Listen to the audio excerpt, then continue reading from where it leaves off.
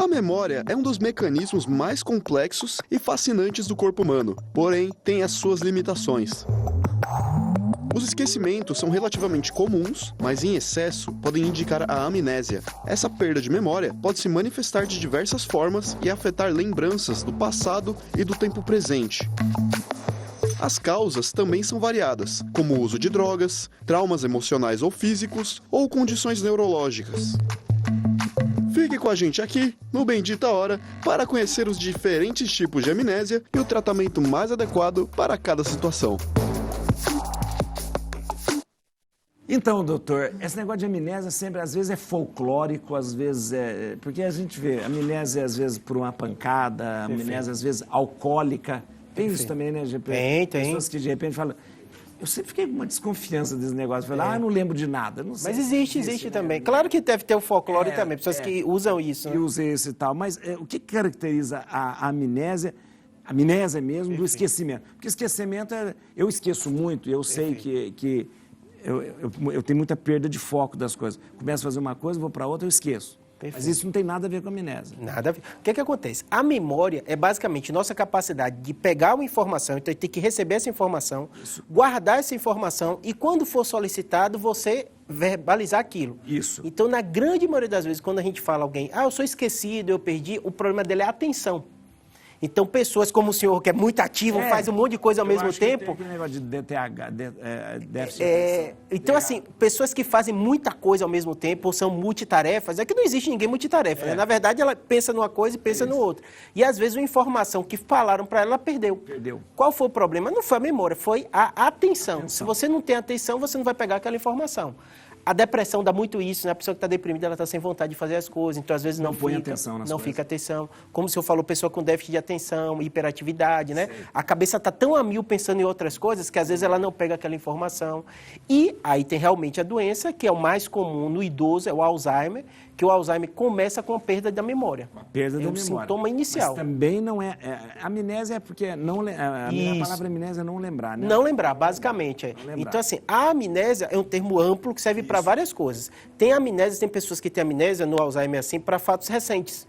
Então, ela lembra tudo lá atrás do que aconteceu, mas momentos agora, às vezes ela esquece. O Alzheimer tem muito disso. Começa assim, começa dessa forma. Lembra muito de coisas antigas e tal. Mas isso é por quê? Porque existe zona do cérebro dividida? Isso mesmo. O que acontece? Nossa memória, para a gente facilitar, a gente dá o exemplo como se fosse o CPU, né? Mas não tem uma memória RAM, um espaço. Ela é distribuída no cérebro. E quando você pede algum tipo de informação, essas áreas são ativadas. Vou dar exemplo. Às vezes você sente um cheiro de uma coisa, de uma comida, você lembra com a sua avó, lembra de uma coisa, né? Às vezes você sente um gosto, né? Às vezes você visualiza, então você percebe que várias áreas do cérebro podem ativar a memória.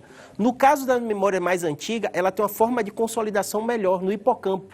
Então ela se perde mais. É a área física do cérebro? A área física do cérebro. Então a gente tem essa região aqui, que é a região que a gente chama de região temporal. Temporal, então, que fica do lado aqui. Isso. Para facilitar, a gente fala que a memória está aqui. Mas no fundo, a gente sabe que ela está espalhada em vários outros locais, né?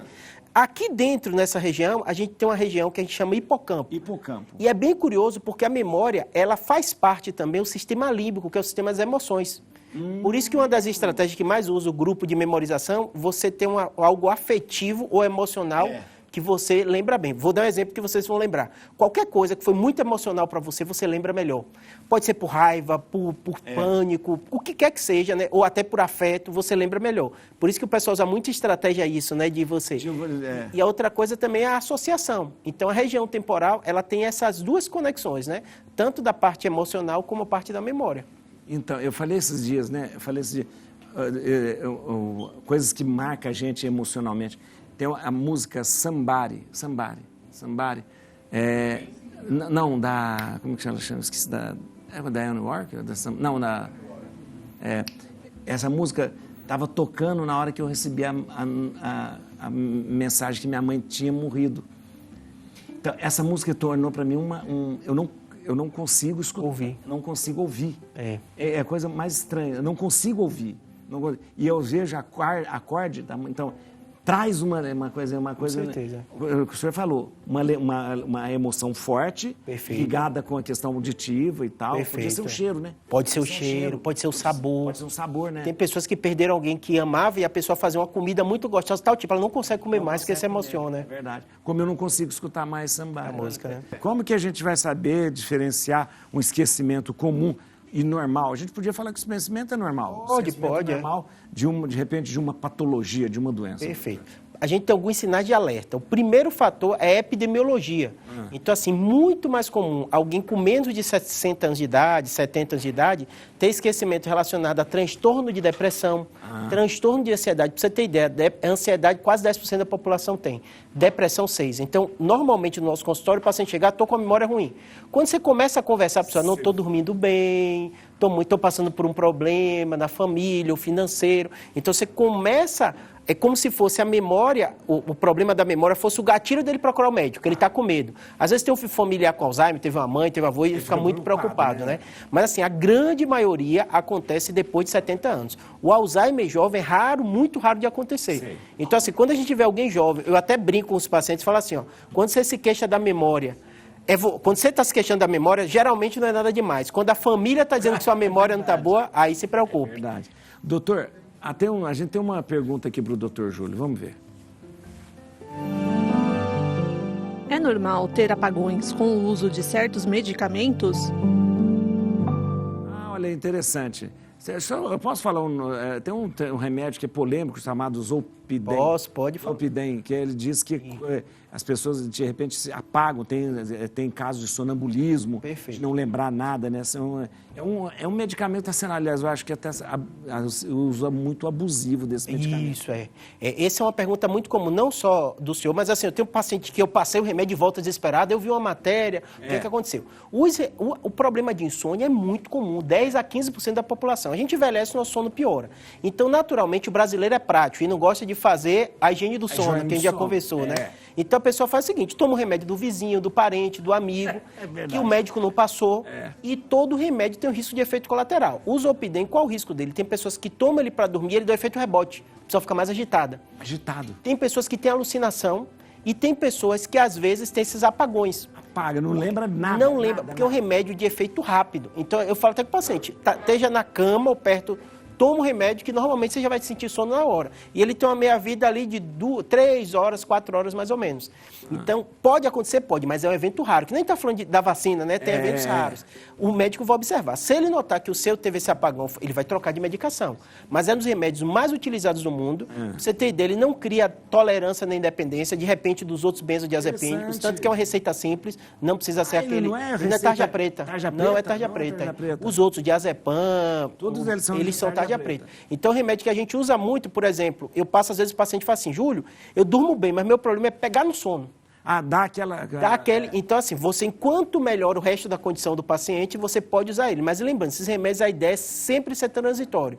Enquanto você trata a causa daquela insônia, você pode usar. Mas a ideia é que não use por muito tempo. Claro que existem pacientes que precisam. Então, e depois é o seguinte, tem o caso, às vezes, de relatos que deixam as pessoas... É porque as pessoas, às vezes, tomaram, deve ter dado o tal do efeito rebote, e as pessoas fazem compra, fazem um monte de coisa que não se lembram. Não lembra. Não se lembra. Eu tive um caso de um colega, só pelo estresse pessoal, o colega médico. Ele tomou um outro dos remédios, do diazepam, que ele tomava, tinha problema de insônia, e esse remédio demora um pouquinho de fazer efeito. Aí ligaram para ele, falou assim, vamos tomar cerveja no bar, não sei o que lá, desceu e apagou. Levaram para pronto-socorro, ninguém sabia o que estava acontecendo. Não sabia que ele tinha tomado. Não sabia que ele tinha tomado. Então, esses remédios tem que ter muito cuidado. Principalmente às vezes, a questão do álcool, né? Porque a pessoa às vezes toma aquilo no automático e vai fazendo outra coisa e acaba esquecendo que tomou. Aí ele falou, nem lembrei que eu tinha tomado, porque eu já vou no automático, é daquele tempinho que eu vou dormir, e me ligaram para sair para um local, eu entrei no carro e ninguém sabia o que estava acontecendo comigo. Coisa. Então tem que ter muito cuidado com medicação. Falando em álcool, a questão do consumo de álcool causa... que tipo de amnésia? A gente vai ver o VT e depois eu vou perguntar ao doutor essa questão do álcool.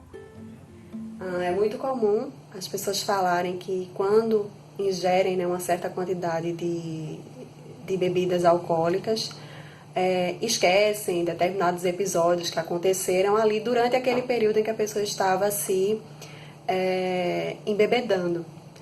Isso seria verdade ou seria uma desculpa que as pessoas dão A OMS colocou, né, através de um levantamento feito em 2016, que os brasileiros estão consumindo mais álcool do que os demais países, né, que se encontraram ali naquele levantamento. Cerca de 3 litros a mais por pessoa ao ano. Então, o brasileiro tem feito muito uso desse tipo de substância. E uma das coisas que as pessoas colocam é por que né, que o álcool ele acaba tomando conta, né, da consciência, dos comportamentos, dos sentimentos das pessoas. Por que é que afeta tanto, né? Muitas pessoas às vezes se embebedam, acabam falando coisas que normalmente não falam, fazendo coisas que normalmente não falam, né? Mas é porque o álcool, assim como outros tipos de drogas que afetam, né, o sistema nervoso central, alteram o estado de consciência. Então, conforme eles alteram o estado de consciência, a pessoa vai ficando vulnerável, inclusive sobre si mesmo e sobre a realidade à sua volta. Interessante. A gente está conversando aqui, o álcool, ele tem... O doutor já falou aqui uma vez, né? Perfeito. Essa parte da frente, o álcool, tira a inibição da pessoa, né? Perfeito. Essa região pré-frontal é como se fosse o nosso filtro. Então, a gente pode estar conversando aqui, o senhor pensa uma coisa, mas o senhor não vai falar. Não vai falar, Então, o álcool, ele funciona e dá o prazer por isso. Em primeiro lugar, a pessoa desinibe. Segundo lugar, tem uma alteração da consciência, ele tem um efeito inibitório, por isso às vezes quem está bebendo, às vezes fica mais alegre, as pessoas falam, né? Ele fica mais solto e fala as coisas sem filtro, fala bobagem, e às vezes ele faz realmente coisas que na normalidade ele não faria. Então o que é que eu digo? A legislação brasileira, né, como qualquer lugar do mundo, ele não vai te dar, vamos dizer, porque eu estava bebendo eu fiz. Problema seu, você sabia que a bebida podia ter dado isso, né? Que algumas pessoas até falam, o álcool não faz isso. Pode sim fazer. Então a pessoa pode não lembrar do que aconteceu, ela pode agir de forma mais desinibida por causa disso, né? E cada pessoa vai ter que ver o controle dela, porque o que acontece? Às vezes a pessoa sai com um planejamento, eu vou beber pouquinho, aí começa a beber, começa a desinibir e não consegue se controlar. Doutor, e pode causar essa amnésia também? A quantidade que a pessoa toma pode de repente fazer com que ela faça várias coisas e não se lembre depois? Pode acontecer. O grande fator é isso. Como é uma coisa subjetiva, algumas pessoas podem usar isso, então você não tem como quantificar. Não tem como quantificar. Não tem como quantificar. Doutor, a questão da memória. A memória na gente começa a ser formada quando? Porque a gente não tem lembrança de algum tempo da nossa vida.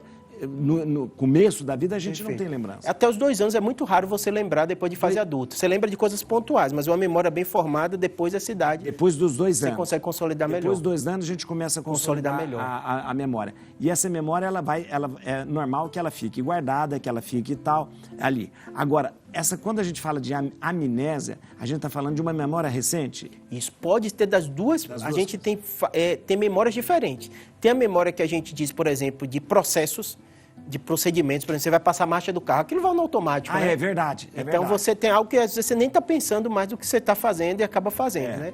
Existe a memória recente, por exemplo, a gente está conversando, eu estou formulando frases lembrando, você diz, grava esse número aqui, eu já relembro. Então é uma memória recente. Porque ela não fica armazenada, não vai ser útil.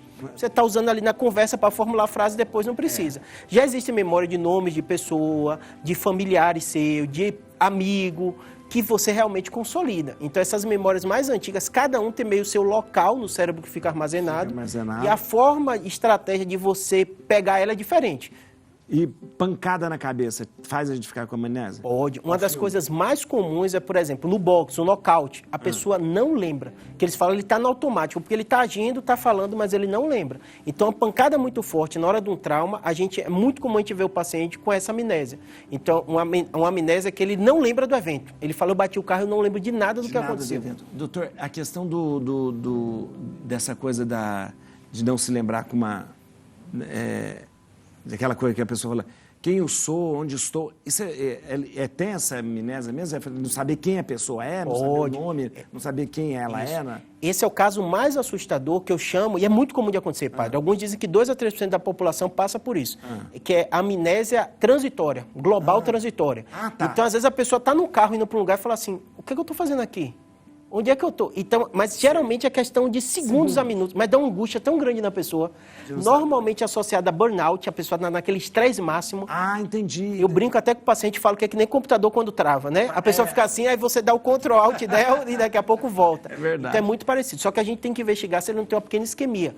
Por exemplo, se você tiver um AVC pequeno na área da memória, você pode ter um quadro semelhante, um ataque isquêmico transitório. O cérebro sangue não chegou, você esqueceu, o fluxo volta e você relembra tudo. Você fala, não estou sabendo o que está acontecendo. De repente a pessoa nem chega a falar, porque ela pode quer assustar a outra pessoa. É né? assustador. Mas, na verdade, a pessoa tem noção de tudo que ela está, mas ela fala assim, eu esqueci uma fase grande. Eu tenho alguns casos emblemáticos, eu tenho um parente que esqueceu na véspera do casamento do filho. Esqueceu tudo, ele está casando, ele namora, meu filho já está grande. Passou por um tempo, daqui a pouco aquilo voltou. Foi horas, depois voltou. Mas foi o estresse, né, emoção. Já tive paciente que voltou para a casa antiga, que ele tinha mudado há mais de 15 anos. Voltou? Voltou, só que tinha um vizinho antigo, ligou para a esposa. Ele fez assim, seu marido está aqui. Ele estava passando por uma reforma na casa, super estressado, e aí foi para a casa antiga. Amnésia global transitória. Tem que investigar arritmia, tem que investigar carótida. Isso é um sinal que a pessoa precisa sinal, investigar. Não é só uma brincadeira. Não, tem que investigar. Mais um VT aqui para entender. Será que a tireoide, né, pode causar esquecimento? Vamos ver o vídeo. O hipotireoidismo é uma alteração da glândula da tireoide em que o indivíduo passa a ter uma produção menor e disponibilidade menor dos hormônios tireoidianos. Logo, essa produção diminuída faz com que o indivíduo tenha lentificação do movimento, cansaço, fadiga física e mental, falta de concentração, de memória. Tudo isso colabora para quê? Para que esse indivíduo, enquanto não ajuste a dosagem da sua medicação, dos hormônios tireoidianos, ele tenha uma perda de memória importante. Então é importante que você busque ajuda especializada, busque um médico, seja um psiquiatra, seja um neurologista, seja um psicólogo, dependendo da doença, para que você identifique o problema, receba auxílio necessário para que aquela doença não gere consequências tão importantes e que afetam o seu dia a dia. É uma questão hormonal, então. Perfeito.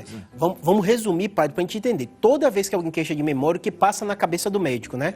A gente pensa, pode ter deficiência de vitamina, em especial B9 e B12, que pode dar deficiência, né?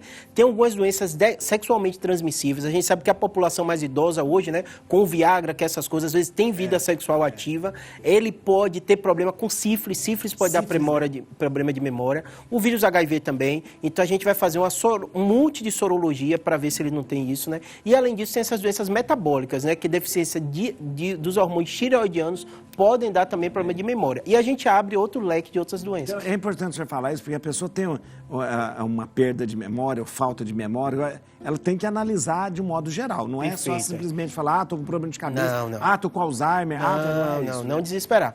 E ainda tem doenças focais que a gente trata. Tumor pode dar, a hidrocefalia de pressão normal é uma causa importante. O idoso, às vezes, o cérebro atrofia, a quantidade de líquido aumenta, às vezes comprime, e a gente precisa de cirurgia. Então, assim, são tantas coisas que o ideal, pontapé inicial, às vezes você nem precisa procurar um neurocirurgião nem um neuro. O clínico geral, o médico da família. Eu estou orientando muitos pacientes, eu sei que sua população é muito população da terceira idade, o geriatra. Eu briguei até com um paciente meu brincando com ele, que ele só ia para mim. Eu fiz, como assim? Você teve um procedimento neurocirúrgico, você passou, você está bem, você precisa de um geriatra. Isso. E ele às vezes vai, porque descobriu alguma doença, vai só no especialista e esquece da saúde como um todo. O que é que mais mata? Doença cardiovascular, é o AVC. Às vezes uma coisinha que a gente não deu atenção. E o paciente às vezes não dá. Doutor, um trauma emocional, ele pode, de repente, apagar uma parte da memória da gente? Assim? Pode sim. O que é que acontece? Às vezes tem pacientes que o trauma emocional é quase uma defesa do cérebro mesmo, faz ele esquecer aquele evento. Geralmente, quando eu noto isso, eu converso com o paciente, procuro atendimento psicológico, né? Porque normalmente na consulta ele fala, eu tive um trauma, eu fui abusado, eu tive isso. E a partir dali eu desencadeio uma série de processos. É um mecanismo de defesa. Com certeza. Para não trazer aquilo de volta. Perfeito. E eu explico para os pacientes, porque eu sei que tem vários tipos, né? Tem paciente que adora isso, né, de ir para o psicólogo, e tem paciente que tem um preconceito. Achar o médico só que fica conversando, não dá remédio e tal, eu explico o seguinte, existem um monte de estratégias e trabalhos comprovando o papel da psicologia nisso. Claro que tem várias correntes, né? Tem comportamental, isso, mas assim, o que ele adequar mais, ele ter o acompanhamento pode ajudar muito, em especial nesses casos, que ele está notando que alguma coisa não está legal. Doutor, a questão de o senhor cirurgião, Uma cirurgia pode, de repente, uma retirada de um tumor, afetar a memória também? Pode. Eu conto para todos os pacientes. O que é que acontece? O tumor, o mais relevante é onde é a lesão. Então, às vezes, você opera, por exemplo, eu tive um caso até de uma esposa de um colega médico que a gente operou, ele tinha na área responsável pelo comportamento. Ele falou, Júlio, ela está ótima, ela não tem... mas mudou um pouquinho o comportamento dela. Olha. Então, eu falo assim, tudo na medicina, na neurocirurgia, hoje a gente tem um conhecimento muito grande, então a gente consegue prever os possíveis problemas. Tá. Às vezes é difícil da gente identificar, porque ele fala, eu não sei se é porque ela passou por essa cirurgia tão delicada e está bem, ela está eufórica. Então, é umas coisas mais emocional? Emocional, ou tem a ver com a cirurgia. Eu falo assim, pela localização é possível, sim. Então, você tem muitas essas coisas que eu falo assim, às vezes na saúde acontece um problema, você tem que imaginar as consequências e você tem que partir a partir dali. Se está notando isso, vamos para o psicólogo, vamos tentar reabilitar e identificar o que está acontecendo. A epilepsia é uma das ocorrências maiores que a gente tem. Muita gente tem epilepsia. 2% da população mundial. 2%? 1 a 2%. Doutor, e a epilepsia ela pode também causar alguma coisa que possa afetar a memória, alguma coisa? O que acontece? O mais importante da epilepsia é onde é o foco dela, onde começa. Tá. Então, se for, às vezes, na área da memória, o paciente, às vezes, tem uma relação muito com o sistema límbico. Então, tem paciente que pode ter apagão, que a gente chama ausência. Então, ele está conversando com você, daqui a pouco continua. É óbvio que o paciente, às vezes, com déficit de atenção também acontece isso, né? Mas é porque ele está pensando em outras coisas, né? Porque apagou. Ou tem pacientes que têm alterações comportamentais e emocionais. Então, tem um prazer muito grande, tem uma euforia, porque a crise localizou no sistema límbico. A questão da epilepsia... Um dia a gente podia fazer um programa sobre epilepsia, né? A gente nunca falou, né? É um tema muito bom. Interessante, a epilepsia falou aonde ela atua, porque ela não é só num lugar do cérebro. Não, é. O que acontece? O cérebro da gente, ele funciona por circuitaria elétrica. Por isso que a gente tem eletroencefalograma, tem eletrocardiograma, então a gente analisa. A depender do problema da circuitaria elétrica, ali é o local que aquilo se inicia. Pode ser em qualquer lugar. Pode ser iniciar. Os pacientes com epilepsia perguntam muito isso. Júlio, como eu tomo remédio crônico minha vida inteira, isso não pode afetar minha memória? Antigamente, a gente mesmo dava dose muito alta, tinha remédios muito fortes. Hoje é muito raro de dar. O senhor já deve ter ouvido, antigamente até botava o nome comercial de um remédio, dizia assim, fulano é Gardenal. Mas hoje em dia, o que acontece? Às vezes dava em crianças muito pequenas, dose muito alta. Hoje a gente consegue controlar e é muito raro ter algum efeito maior por causa da medicação. Ainda existe o Gardenal? Existe, a gente usa bastante, é oferecido no SUS e tudo. Doutor, é só uma coisa... Então, é remédio tranquilizante, tipo assim, pessoa que toma muito remédio. Agora vou falar, Rivotril, mas é muito antidepressivo, Rivotril, aquelas coisas, todos esses às vezes os pacientes até botam assim lá no YouTube, falam assim, o médico não pode falar mal de remédio, porque senão dá problema. Não é o contrário. Todo remédio é chamado de droga, porque ele tem o benefício dele, mas tem o malefício. A grande questão desses benzodiazepínicos, Rivotril, diazepam, tudo isso é o quê? O uso crônico deles pode, se não for bem orientado pelo médico, prejudicar. Então, o diazepam, por exemplo, ele tem uma meia-vida muito longa. Então, às vezes tem paciente que toma ele à noite e de manhã ele fala, poxa, Júlio, eu ainda tive aquele efeito rebote. É como se tivesse uma ressaca, sabe? E aí o médico vai ver direitinho que horas você toma, quantidade. Então, pode prejudicar a memória. Vai ajustando. E eu falo com os pacientes assim, esses remédios, vocês perguntam muito, são remédios famosos, né? É porque eles funcionam. Então, muita gente usa e a gente acaba vendo efeitos. Agora eu falei uma coisa, que às vezes a gente tem essa coisa assim, não podemos falar nome de remédio. Nós temos que falar. Com certeza. É o seguinte, às vezes, não adianta o médico chegar aqui e falar o princípio ativo do remédio, sendo que você tem um remédio, ele tem que falar o nome, a gente está aqui para orientar. Não é questão de fazer propaganda ou não fazer propaganda, mesmo porque não adianta fazer propaganda de remédio, porque você tem que ter receita. Mas tem que falar para a gente, é uma questão de informação. Eu acho que a sociedade vai amadurecendo, eu recebo também muito lá assim, eles ganham bilhões, né? O mundo que a gente vive é assim, as empresas investem e nosso papel como médico é orientar. Se a pessoa pergunta o nome comercial, a gente fala do nome comercial, né? E como eu falo, a maturidade do ponto de vista científico, a gente percebe o seguinte, nada é 100%, nada é perfeito.